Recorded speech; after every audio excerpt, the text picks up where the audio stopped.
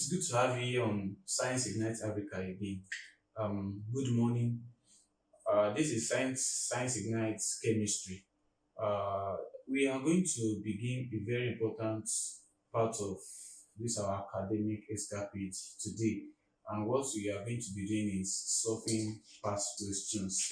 You know, since WAEC examination has started and you will be having your chemistry exam by September from the last time I checked the timetable. So this morning I would just like us to begin with 2011 West African School Certificate examination chemistry, the objective test. All right, as you know, there are 50 questions therein, and so let's just begin. The beginning is always the first place to pick a theme. Let's start from the very first question. The question one. The question one is how many isotopes has hydrogen? Of course, this is just a very simple question which all of you should be able to handle. We have three isotopes of hydrogen. And isotopes are atoms of elements that they are the same in atomic number, but when you look at their mass number, there is a difference in their mass number. So now for hydrogen, you have this hydrogen, you have this, and you have some other time you can represent this other one with D, and the third one is sometimes you represent it with this, or you have your hydrogen 1 here and 3 in the position of the mass number. So those are the three isotopes of hydrogen. So they have the same atomic number as you can see, but their mass number is different. All right, without wasting our time, let's go to the second question. Which of the following electronic configurations correctly represents an inert element? Please pay attention. Which of the following electronic configurations correctly represents an inert element? Now, when you say an element is inert, what does it speak to you? Inert means unreactive. It means you are not taking part in any chemical reaction. All right. So, and for an element not to take part in any chemical reaction, it must mean that when you check the valence shell of such an element, you cannot see a position, or let me just say vacant position where an electron can come in there. What exactly do I mean? Let's go to the board. You must have, this is lithium. Lithium is having 3 as its atomic number. Now, when you have this, you realize that the first shell you are going to have 2 electrons there, and in this last one you are going to have just 1 electron. Now, the first shell can accommodate maximum of 2 electrons. This can accommodate maximum of 8 electrons. But how many electrons can you see here? You can see just 1 electron. So this one requires 7 electrons to have this shell filled up. And when it has these 7 electrons filled up here, it is going to become stable, inert. That is what it means. All right. Now, another thing is you must have, we have our neon. Now, before the neon, hydrogen, helium, lithium, beryllium, boron, carbon, nitrogen, oxygen, fluorine. Now, let's pick fluorine for instance. Now, fluorine is having 9 to be its atomic number, of course. And what you are going to have here is that you have 2 here, and in the next year you have 1, 2, 3, 4, 5, 6, 7. You can see here there is a vacant position where an electron can occupy here, because the maximum number of electrons that this should take should be 8, but you have 7 there. So elements like this, they usually go into reaction. They form bond with other elements, whether by sharing electron or by transferring electron. For in the case of this lithium now, lithium have just 1 electron, so it can get rid of this 1 electron in order to just have 2 shell here. 2 electrons in this single inner shell. And so when you transfer the electron, there won't be need for 7 electrons coming to it again, because this shell, the whole of this shell, once this electron is transferred, is going to be wiped up, and it's going to have a duplex configuration. Now, I'm simply saying that for an element to be inert, it means it has, for an element to be inert, it means it has either a duplex configuration a duplet or octet configuration. Now, what do I mean by duplet configuration? Duplet configuration means in the valence shell, duplet, valence shell electron is 2. For in the case of, like we have in the case of helium. Now, another thing is octet configuration. Octet configuration will be when the valence shell electron is 8. Now, when you look at elements or atoms we have in the periodic table, now which of them is having octet configuration? You realize that they are the group 8 elements, otherwise called inert gas. Some other time you call them group O elements. All right. So in this case, an element having the inert electronic configuration must contain 8 electrons in its outermost shell. Now let's look at the options provided for us now. No, leveraging on the explanation which I have just given to you. Let's look at the options. Option A is 1s2, 2s2, 2p4. All right. Now let's try this normally. This is going to be 2, and if you add 2 plus 4 is going to be what? It's going to give you 6. Normally it should be what? 8.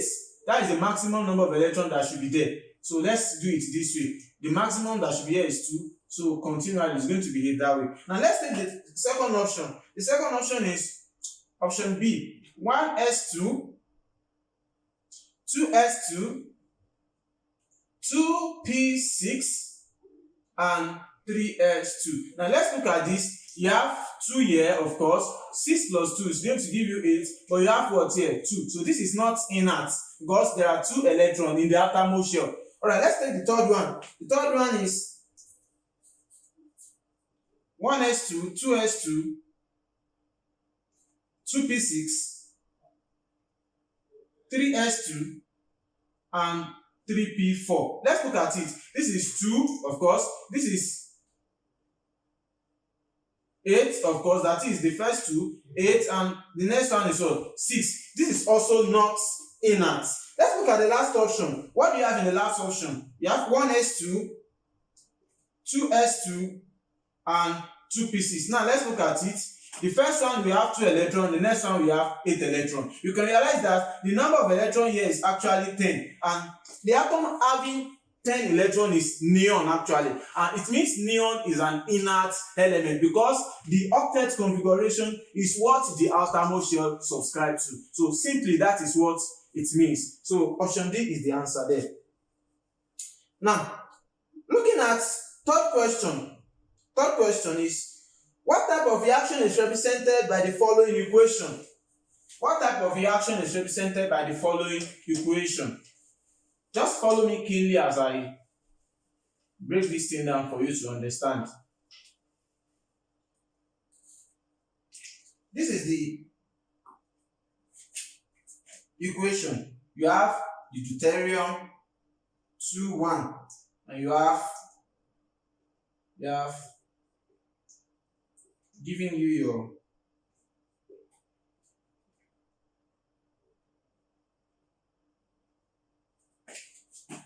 plus energy. Now what is this depicting here? You can realize that there are two lighter species that are what joined together to give an heavier species here and release of energy.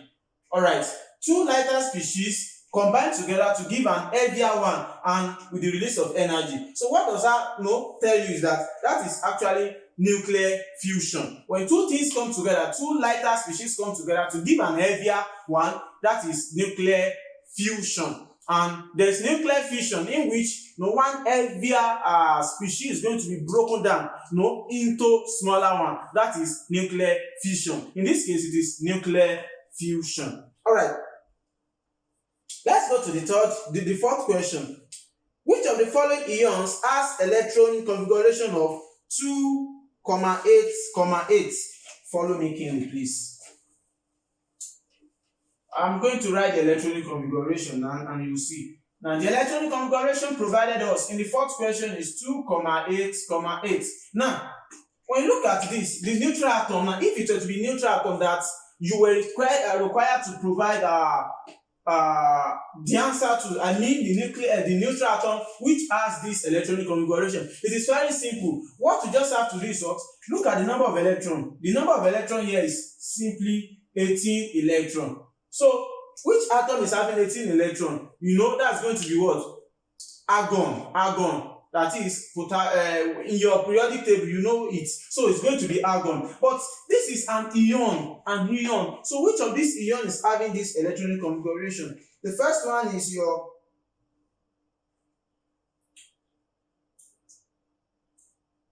you have your sodium ion, you have your magnesium ion, you have your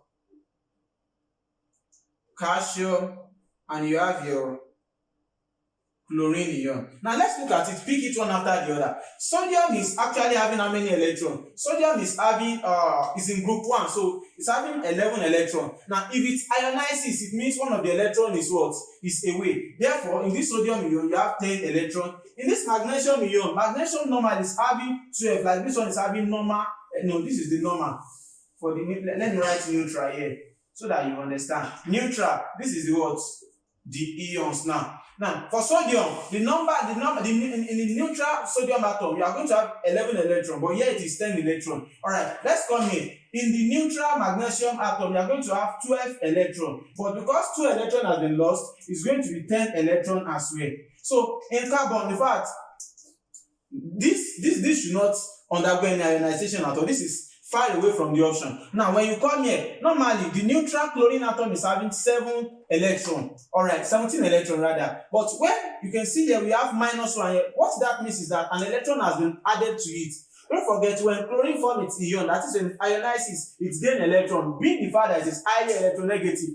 Because of that, we are going to have 18 electrons in this case. Now, let's look at the electronic configuration provided us. 288. When you count it, 10 plus 8, 18 electrons. So in that case, chlorine ion is going to be the correct answer to go for. Do you understand? I believe you are getting it. So let's move straight to the next question. Now, the next question is, real gases are stable because they, alright, real gases, I explained this in question 2, so there's no point putting anything on the board again on it. Real gases are stable because they A, contain equal number of protons and neutrons, B, contain more electrons than protons, C, are chemically active, D, have octet structure or octet configuration. That is simply the answer. So without wasting time at all. Let's go to the next question.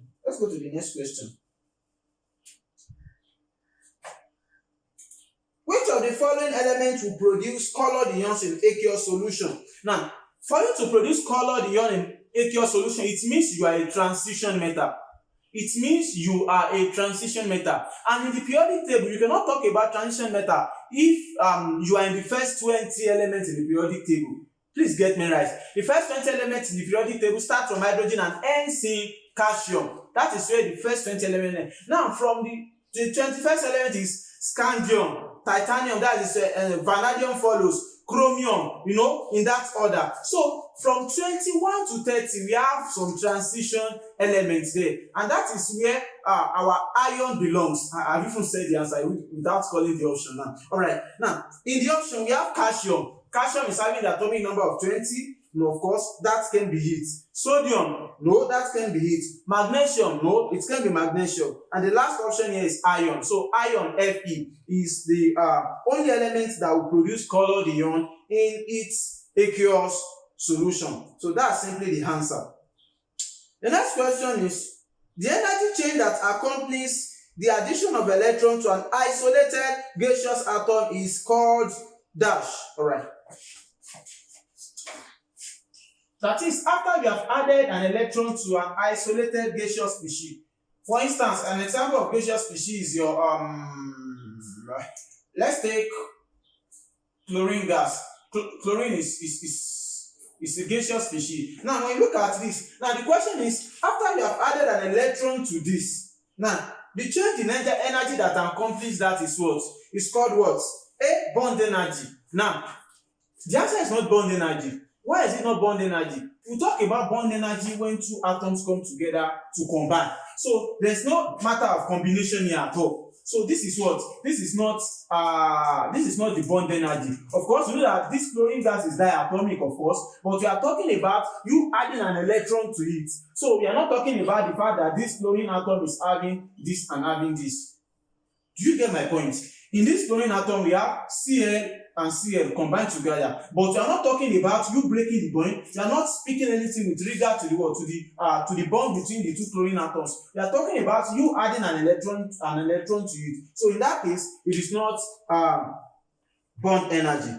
Electronegativity. All right, it is not electronegativity. It is not electronegativity. The next one is what? Electron affinity. All right, now electron affinity is the best option to go here. This chlorine atom is highly, it has a what? A high affinity for electron to be added to it. Now, when electron is added to it, there's going to be a change in the energy which it's used to possess. So, in that case, electron affinity is the best option to go for. Electron affinity is the best option to go for. All right. Now, the next question is, which of the following hydroallylic acid is the weakest? Which of the following hydroallylic acid is the weakest? All right. A, hydrogen bromide, or hydrochloric acid, hydrobromic acid, hydrofluoric acid, and we have. All right, let's just deal with the first three we have here. You have your HBr, you have your HCl, you have your HF, you have your HI. Now, if you want to look at this question from the standpoint of electronegativity, it's going to be across the period. What happened across the period that electronegativity what? Electronegativity increases across the period, and down the group, what will happen is that electronegativity is going to decrease. Now, when you look at this, the first one you are going to see here is what?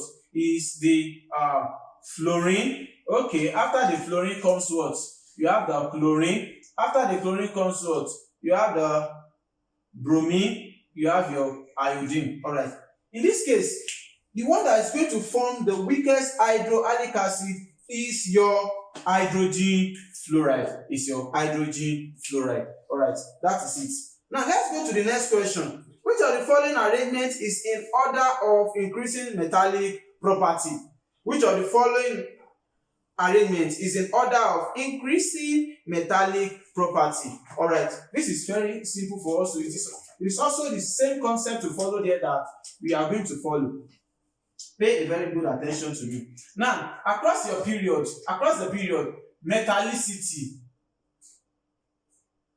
or electropositivity decreases across the period. That is, this is hydrogen here, you have helium here. This is lithium, beryllium, boron, carbon, nitrogen, oxygen, fluorine, neon. Across the period like this metallicity, what happens to it is that it's decreased. Now, these are the options provided us to look at. You have your lithium. Let's look at it. You have your lithium. You have your sodium. And you have your potassium. Now, if you look at this, you realize that this is having 3. This is having 11. This is having 19. If you write out the electronic configuration, lithium is having 2,1. Sodium is having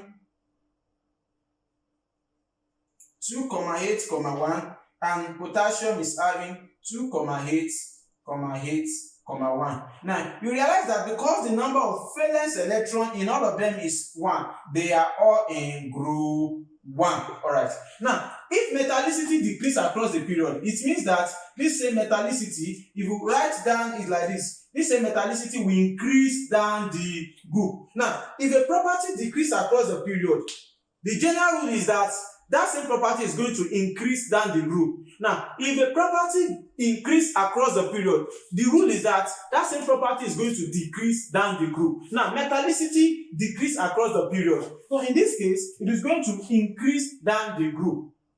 Now, what that means is that this potassium here is going to be more of metal than this sodium metal. I'm not saying they are not metal. What I mean is that this one is going to show the property of a metal better than what? Better than sodium, and sodium is going to show the property of a metal better than lithium, because what? Metallicity, which is also referred to as electropositivity, increases down the group. In that case, you are going to say lithium is less than sodium, sodium is less than potassium. So following that, the right option for us to pick here is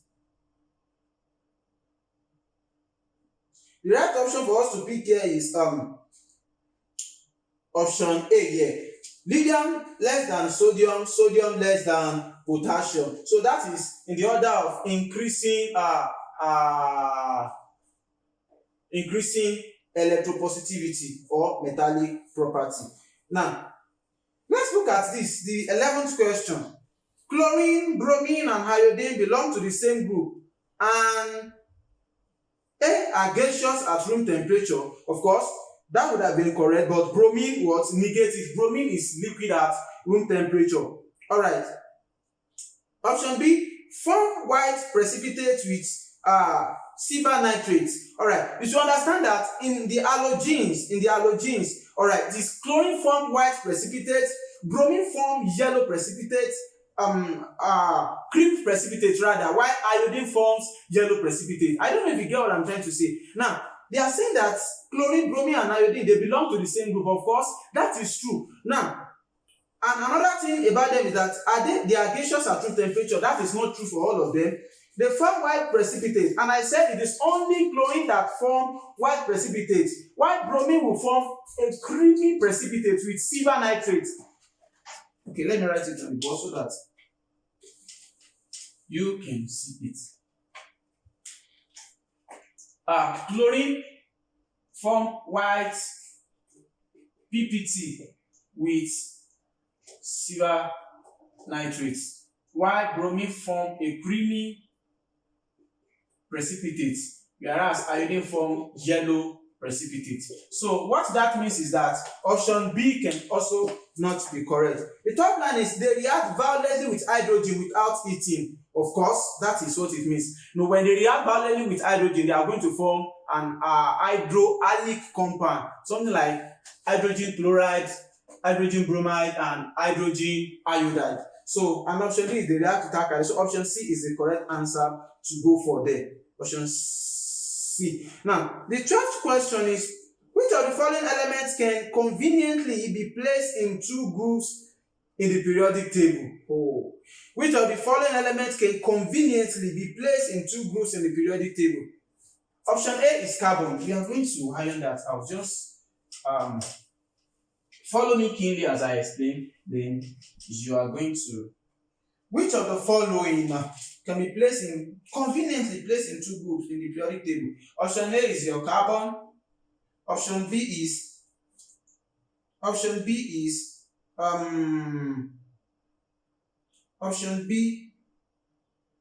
is copper.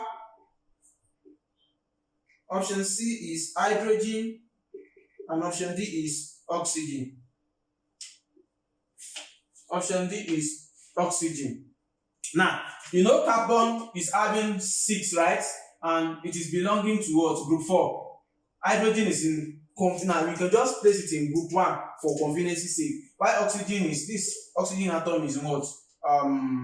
Group 6 in the periodic table because it has 6 electrons in that atmosphere. Now, copper is the only one that can exhibit that property, being a transition metal. We are going to end this session and we are going to begin from where we stop, even in the next session. Thank you very much.